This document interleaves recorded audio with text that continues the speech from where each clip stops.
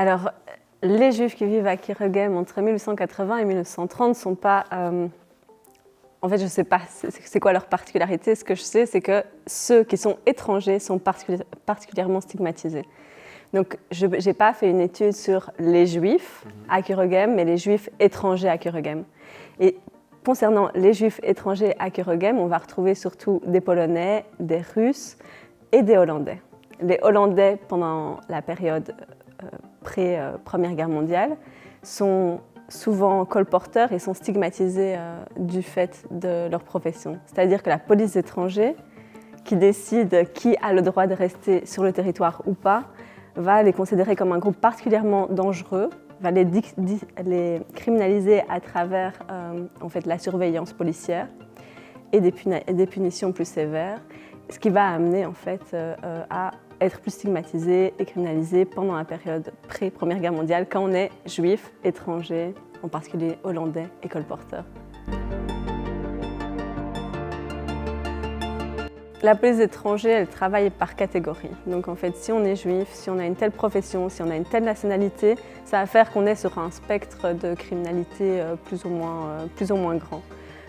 Déjà, d'habiter à Kirchheim, il y a un stigmate en fait, social qui est la pauvreté et l'origine étrangère. Donc quand en fait, on est juif, on habite Kirchheim, pour la police étrangère, on est déjà potentiellement criminel. Les stéréotypes antisémites qui vont se coller à ce profil social vont changer au fur et à mesure des époques. Donc, avant la Première Guerre mondiale, c'est surtout autour de la profession et de colporteur. Pendant la période de guerre et en fait surtout à la fin de la Première Guerre mondiale, ça va être l'idée du judéo-bosch ou du trafiquant, du profiteur de guerre, parce qu'on associe en fait les juifs du fait du yiddish à l'allemand. Et puis, oui, il y a ce fantasme un peu du judéo-bosch, du juif qui donne un coup de poignard dans le dos et qui va vraiment alimenter cette idée que même les juifs qui sont en Belgique avant la Première Guerre mondiale, en fait, ont toujours été des espions et des agents de l'étranger. Et là, pendant la Première Guerre mondiale, le grand ennemi, c'est l'allemand. Donc, le stigmate antisémite qui va être le plus utilisé, c'est le juif et l'allemand, enfin, l'association entre juif et allemand. Ah oui, et puis après, la période, des années 20, c'est la peur du communisme qui est vraiment présente dans toute la société belge et qui va faire que ceux qui viennent de l'Est vont être particulièrement surveillés parce que potentiellement des agents bolcheviques qui seraient à la solde d'un projet communiste. Moi, je dis oui. Après, l'histoire s'écrit sur base des archives. Donc, l'analyse des archives que j'ai faite amène à cette conclusion qu'on peut parler d'un antisémitisme institutionnel.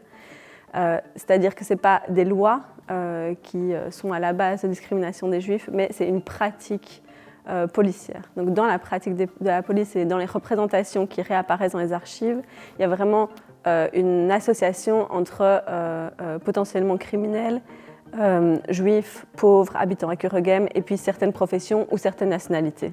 C'est un peu le concept qu'on appelle le street level bureaucracy, c'est de se dire qu'en fait, les agents de l'État, même quand ce n'est pas eux qui écrivent les lois, peuvent influencer énormément à grande échelle, même si ce n'est pas de façon systématique, parcours individuel. Et dans cela que je peux considérer que c'est un antisémitisme institutionnel ou systémique.